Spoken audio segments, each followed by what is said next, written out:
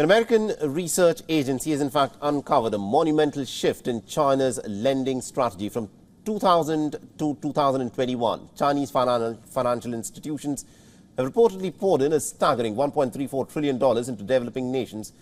More eye-catching has been its radical shift from traditional infrastructure investments to what's being called rescue lending.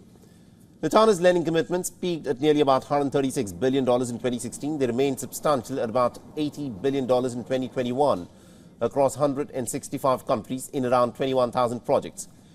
China's overseas financial support has undeniably won it allies across the developing world. However, it has also sparked a lot of criticism from the West and some recipient nations like Sri Lanka and Zambia, who find themselves burdened by the debt from Chinese-funded infrastructure projects.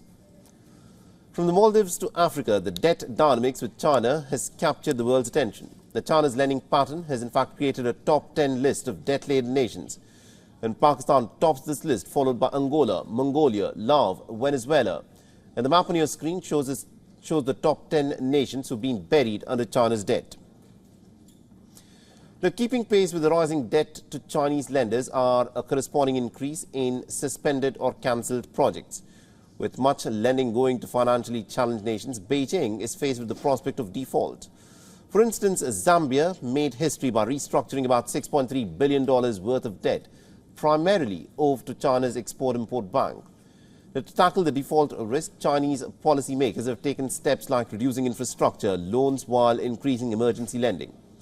In 2015, over 60% of China's loans were for infrastructure. By 2021, it was just about 30%, with emergency lending making up nearly about 60% of China's lendings. Now, much of China's rescue lending is in renminbi, surpassing the US dollar in 2020. Now, overdue payments to Chinese lenders have also surged, but destinations of China's overseas lendings are undergoing a remarkable shift. The loan commitments to African countries fell from 31% in 2018 to a mere 12% in 2021. Meanwhile, lending to European countries nearly quadrupled, surging to 23%. In fact, according to a different data set, loan commitments to African countries plummeted to a 20-year low in 2022, indicating a fresh change in China's global financial strategy. WION is now available in your country. Download the app now and get all the news on the move.